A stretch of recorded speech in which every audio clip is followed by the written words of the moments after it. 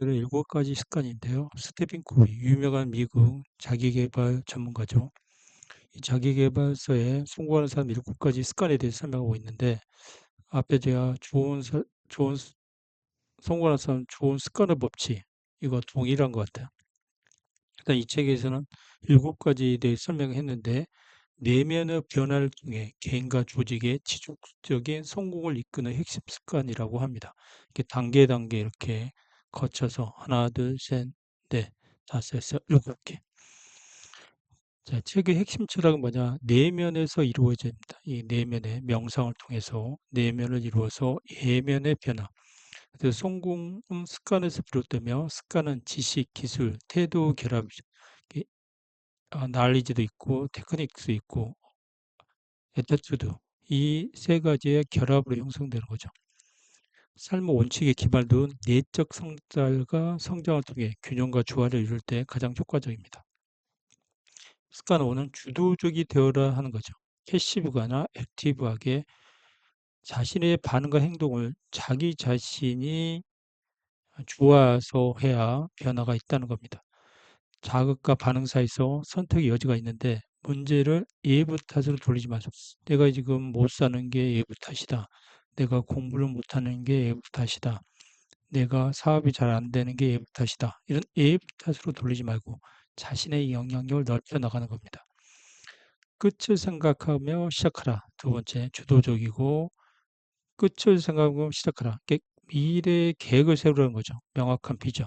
그래서 내가 내년에 뭐 차입금을 얼마 상회하겠다 이런 식으로 목표를 정하고 내가 내년에 몸무게를 뭐 70kg 이하로 떨어뜨리겠다. 69.9kg 이런 식으로 정확한 목표를 하고 개인적인 미션을 정하는 거죠. 구체적으로. 그 삶의 방향을 설정하는 거죠. 끝을 생각하고 시작하는 거죠. 소중한 것을 먼저 하라.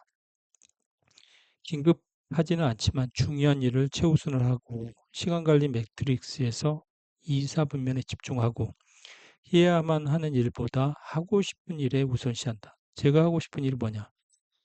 뭐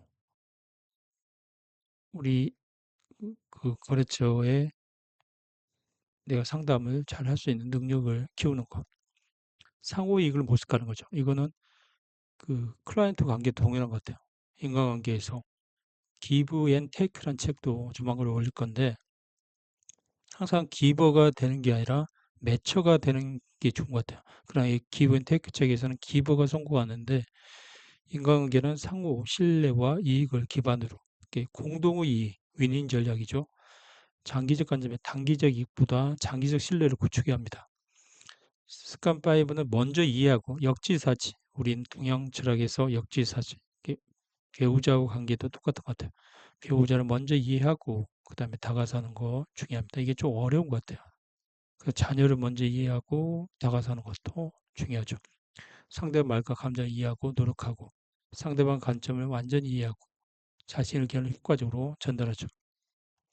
습관 6. 시너지를 내라.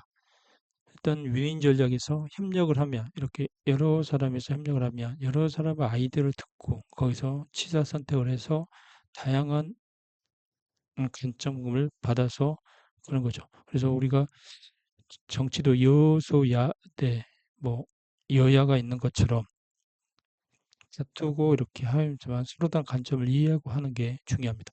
공산당은 그렇게 할 수가 없잖아요. 북한은. 그리고 창의적인 해결이 나오죠. 개방적이고 창의적인 해결책을 찾기 위해 이렇게 팀워크가 중요합니다. 저도 그 사무실에서 직원들하고 회의를 통해서 아이디어를 물어보는 거죠. 끊임없이 쇄신하라. 이게 아주 어려운 것 같아요. 이 끊임없이 쇄신하라가 제일 중요한 것 같아요. 그림으로 잘 정리가 되는데 일단 자기 몸의 신체적 운동과 건강 관리를 통해 신체를 재충전합니다. 그래서 건강하지 않으면 안 되기 때문에 이런 식으로 운동을 달리기를 하는 거죠. 이렇게 신체 아주 그림이 좋습니다. 정신적 이렇게 앉아서 독서 학습을 통해 정신을 성장시키는 거죠. 신체, 정신 이렇게 편주책에서 나온 독서, 운동 이게 나오죠.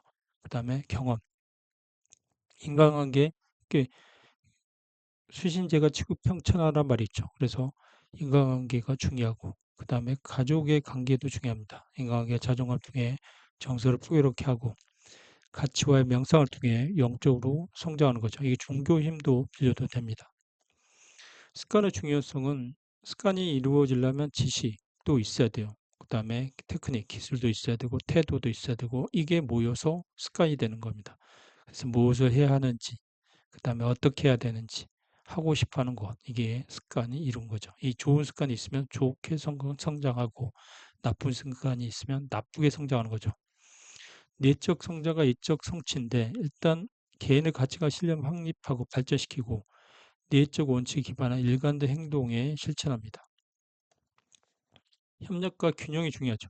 개인의 성공은 중요하지만 타인과 협업, 이게 왜냐하면 인간관계라는 게 혼자 하는 게 아니고 여러 사람과 관계이기 때문에 이렇게 시소 타듯이 한쪽으로 올라가면 한쪽으로 내려가는 거죠. 시소 게임처럼. 이게 이게 뭐냐면 계속 이렇게 올라갈 수는 없다는 거죠. 다양한 영역의 삶의 균형. 뭐 가정과 일도 그렇고 뭐 여러 가지 또 그렇죠. 사회, 운동 여러 가지 영역이 있을 수 있어요. 실천 가능한 프레임워크인데 일곱 가지 습관을 이해하죠. 그러니까 일곱 가지 습관이 뭐죠? 뭐 벌써 또 잊어버렸는데 그 일을 끝까지 하는 거고 자기 주도적으로 하는 거고 뭐 실행력이 중요하고 세신하고 여러 가지가 있습니다. 그래서 일상생활에 적용하고 지속적으로 습관을 실천한 거죠. 그다음에 개인과 조직의 성공을 경험하는 거죠. 지속 가능한 성공과 행복은 이제 원칙 중심의 삶이죠. 그다음에 균형 잡힌 성장, 다양한 영역에서 지속적인 쇄신이 일어나는 거죠. 끊임없이 자신을 개선하고 발전시키는 거죠.